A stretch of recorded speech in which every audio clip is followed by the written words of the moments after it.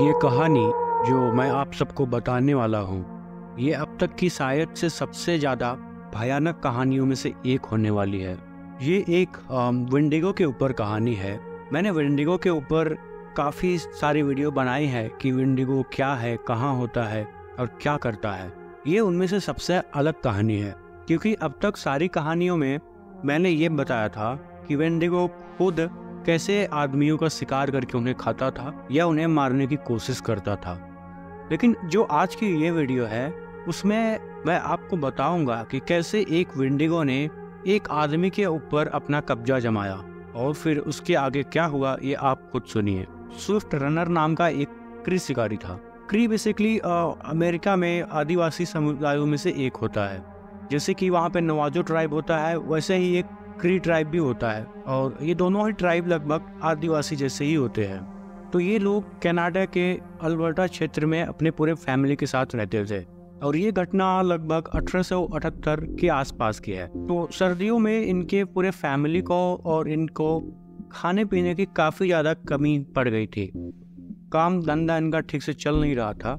हालांकि इनके पास ही इनके समुदाय के कुछ कंपनी और शिविर वगैरह थे, लेकिन इन्होंने कभी उनसे मदद मांगने की कोशिश भी नहीं की। और उस समय आदिवासी लोग आपस में ही एक दूसरे की काफ़ी ज़्यादा मदद किया करते थे।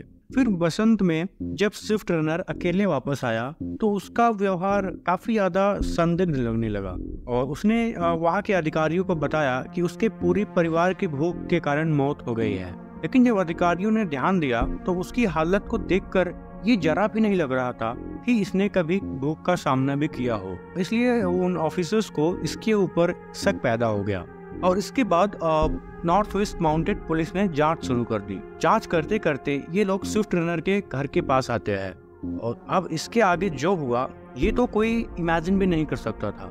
ये इतना ज्यादा भयानक दृश्य था कि उसकी पत्नी और 6 बच्चों और भाई और सास, इन सभी के अवशेष वहाँ मिले थे।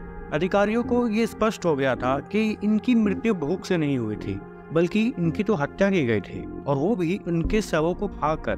बाद में अधिकारियों ने जब जांच ज्यादा की और स्विफ्ट रनर को पकड़कर पूछताछ किया तो उसने बेहद ही ज्यादा चौंकाने वाला खुलासा किया। उसने ये कबूल किया कि उसने अपने पूरे परिवार को मार दिया और उसका मांस भी खा लिया। उसने ये दावा किया था कि उसने ये जानबूझकर नहीं किया, बल्कि उसके शरीर पर वेंडिगो नाम की आत्मा का कब्जा हो गया था, जिसने उसे यह घिनौने कार्य करने पर मजबूर किया। क्री की मान्यता अनुसार वेंडिगो एक दुष्ट आत्मा होती है।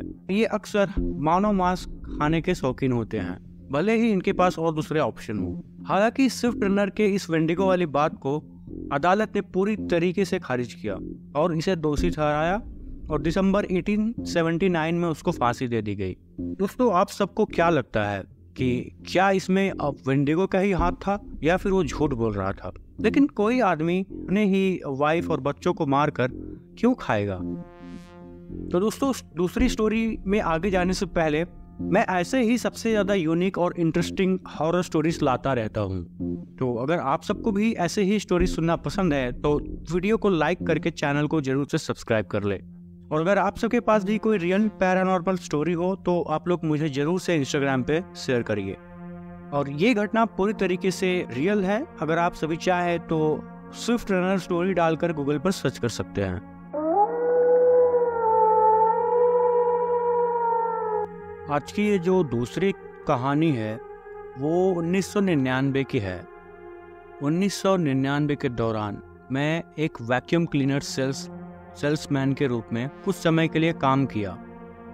और हाँ, यह काम उतना ही भयानक था जितना लगता है, जिसके लिए बहुत देर रात तक मुझे काम करना पड़ता था, क्योंकि मैं अक्सर रात 9 बजे तक ग्राहकों के घर पे ही रहता था।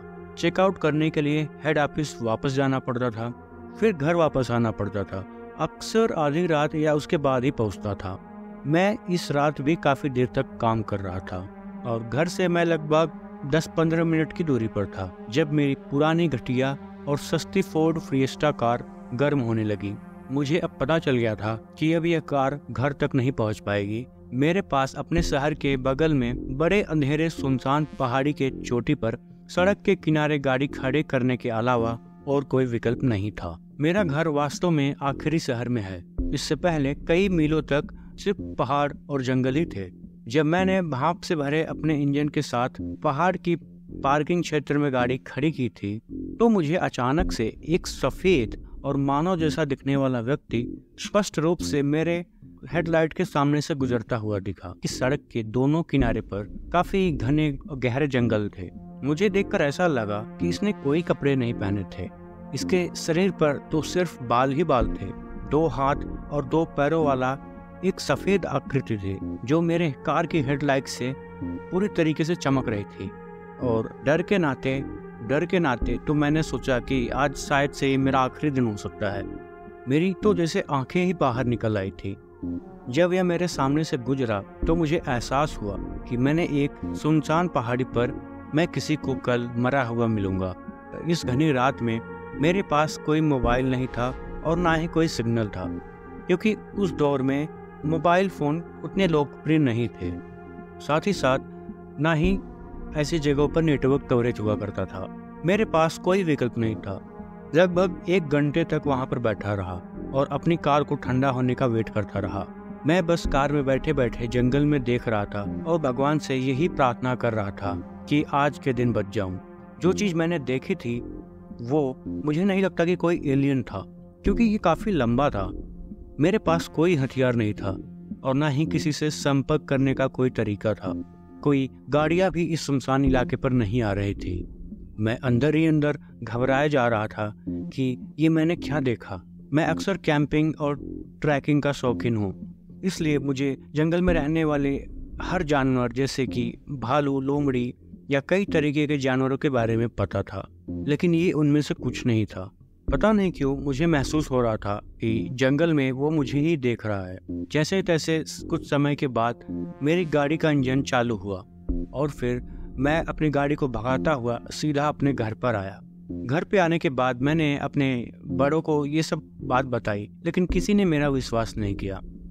सबको लगा कि मैंने शायद कोई भेड़ देखा है, जबकि मुझे ही पता था कि मैंने क्या देखा था। और तब से लेकर आज तक जब भी मैं उस सड़क के किनारे पर गुजरता हूँ तो मुझे ऐसा लगता है कि वो चीज़ शायद अभी भी यही है और मेरा इंतज़ार कर रही है। तो अब आगे बढ़ते हैं आज की अपनी तीसरी और बहुत ही ज़्यादा इंटरेस्टिंग कहानी की तरफ। ये बात तब की है जब मैं स्कूल में था और मुझे याद है मेरे 2 दोस्त सीना और जोनाथन, जो कि लगभग मेरे से 1 साल बड़े रहे होंगे। हमारे तीनों की बहुत ही ज़्यादा गहरी दोस्ती थी और ये मेरा 18वां जन्मदिन था। और हमने सोचा कि क्यों ना मेरे जन्मदिन के अगले ही दिन हम लोग कैंपिंग के लिए कहीं पर जाएं। और इसके लिए हम सभी को अपने घर वालों से परमिशन भी मिल गई थी। और सच कहूँ तो ये हमारा पहली बार आउटिंग था, इसलिए हमें कोई अनुभव नहीं था। हमारे बड़ों ने हमारी मदद की और कैंपिंग के लिए जो ज़रूरतमंद सामान थी, खाना पीना से लेकर लैंप, टॉर्च इत्यादि, सब हमारे लिए व्यवस्थित किया गया। जोनाथन के पास कार था और साथ ही साथ ड्राइविंग लाइसेंस भी। वो बहुत अच्छा कार चलाता था, इसलिए हमारे घर वालों ने बिना किसी चिंता के साथ हमें अनुमति दे दी। और हम सभी काफ़ी दूर ड्राइविंग करने के बाद अपने डेस्टिनेशन पर आते हैं और हम सभी नेशनल पार्क वुडलैंड को चुनते हैं। हालांकि मैं आप सबको बता दूं कि वुडलैंड अनोखे क्रिएचर्स देखे जाने के लिए काफ़ी ज़्यादा फेमस है। आप सभी चाहे तो इसे इंटरनेट पर सर्च भी कर सकते हैं। यहाँ पर स्किन वॉकर और वेंडिगो के देखे जाने की काफ़ी सारी घटनाएं आई हैं, खास करके 90s-70s में। तो फिर हम तीनों जैसे ही वहाँ पर पहुँचते हैं, वहाँ पर काफ़ी और लोग भी कैंप लगाए हुए थे। हमने सोचा कि क्यों ना हम थोड़ा अलग ही कैंप लगाएं, इसलिए हमने कार पार्क करके जंगल में कुछ दूर अंदर जाने का फैसला लिया। फिर सीना हमें बोलती है कि हमें ज़्यादा अंदर नहीं जाना चाहिए, हो सकता है अंदर कोई जानवर हो जिससे हमें खतरा हो, इसलिए हम ज़्यादा अंदर नहीं जाएंगे, ताकि कुछ दिक्कत हुई भी तो हम यहाँ पर पार्क रेंजर के संपर्क में रहेंगे। और सच कहूँ तो मेरा भी ज़्यादा अंदर जाने का मन नहीं था, लेकिन जोनाथन के कहने पर कि कम ऑन गाइस, अब हम बच्चे नहीं रहे हैं, हम सभी उसकी बात मान लेते हैं और थोड़ी और अंदर चले जाते हैं। वहाँ जाकर हम अपना कैंप वगैरह सब कुछ सेट करते हैं और एक दूसरे से बात करते हुए हम अपना थोड़ा स्नैक्स खा रहे थे। फिर शाम होती है और हम सभी अपने खाने पीने की व्यवस्था करने लगते हैं। खाना खाकर मैं और जोनाथन एक कैंप में चले जाते हैं और शीना जो कि उसके पास दूसरा कैंप था वो वहाँ पर चली जाती है। हम सभी काफी देर रात तक बात करते हुए सो जाते हैं कि फिर अचानक से शीना हमारे कैंप के बाहर आकर हम दोनों को जगाती है। हम दोनों नींद में ही थे। हमने पूछा कि क्या हुआ। शीना जल्दी से कैंप खोलने के लिए कहती है। जैसे ही हमने कैंप खोला वो अंदर घबरा कर भाग जाती है और कहती है कि उसने किसी की अजीबोगरीब आवाज सुनी। अब मुझे और जोनाथन को शीना के ऊपर हंसी आने लगी। हम दोनों ने उसका मजाक बनाया, लेकिन शीना गुस्से में बोली कि तुम लोग मेरी बात का विश्वास क्यों नहीं करते हो। मैंने तुम दोनों से पहले ही कहा था कि हमें इतनी अंदर नहीं आना चाहिए। फिर हम सभी उसे समझा ही रहे होते हैं कि अचानक से हमें शीना की माँ की आवाज आती है और वो कहती है, शीना बेटी जरा यहाँ आना, देखो मैं तुम्हारे लिए क्या लाई हूँ। और वो आवाज सुनकर हम तीनों शांत होकर एक दूसरे का मुंह ही देख रहे थे, क्योंकि हमें पता था कि शीना की माँ यहाँ आ ही नहीं सकती। फिर वो चीज आखिर थी क्या। अब हमारे अंदर डर और बेचैनी थी। हमारा गला डर के नाते सूखा जा रहा था। फिर हम तीनों ने प्लान किया कि हम तीनों यहाँ पर नहीं रुकेंगे, और हम तीनों ने एक दूसरे का हाथ पकड़ा और हेल्प चिल्लाते हुए पार्क रेंजर की तरफ भागने लगे। और जब हम भाग रहे थे तो मुझे ऐसा लग रहा था कि मेरे पीछे भी कोई भाग रहा है। फिर शायद से 100-150 मीटर भागने के बाद हमने देखा पार्क रेंजर्स टॉर्च लेकर हमारे अंदर की तरफ ही आ रहे थे। उन्हें देखकर हमारी जान में जान आई और हमने उनसे ये सारी बात बताई। पता नहीं क्यों ऐसा लग रहा था कि पार्क रेंजर्स, पहले तो पार्क रेंजर्स ने हमें काफ़ी ज़्यादा डांटा और कहा कि तुम लोग रेस्ट्रिक्टेड एरिया में क्यों आए, और मानो ऐसा लग रहा था कि उन्हें इतनी गहराई पर किसी के होने की अंदेशा है। लेकिन उन्होंने कहा कि तुम लोग बाहर जाकर कुछ नहीं बताना, नहीं तो लोग तुम्हारा मजाक उड़ाएंगे। ये कोई भालू है, हम जाकर उससे निपट लेंगे। फिर वो लोग हमें अपने कैंप में ले गए और अगले ही दिन हम सभी अपने घर पर आ गए। उसके बाद वहाँ पर क्या हुआ इसकी जानकारी किसी को नहीं है, लेकिन तब से लेकर हम सभी कभी भी कैंपिंग के लिए नहीं गए। तो दोस्तों, कैसी लगी आज की ये तीनों कहानियाँ? आई होप कि आप सभी को काफ़ी ज़्यादा अच्छी लगी होगी। और मेरी जो नेक्स्ट वीडियो है वो निशिडाक के ऊपर रहेगी। मेरे ही एक सब्सक्राइबर ने एक रियल और काफ़ी इंटरेस्टिंग हॉरर स्टोरी भेजी है, जो काफ़ी ज़्यादा डरावनी कहानी है। निशिडाक तो बंगाल में काफ़ी ज़्यादा फेमस है। तो मेरी जो नेक्स्ट स्टोरी होगी वो इसी कहानी पर होगी, जो कि मेरे ही एक सब्सक्राइबर ने मुझे भेजी है। मिलता हूँ आप सभी से नेक्स्ट वीडियो में। तब तक के लिए टेक केयर।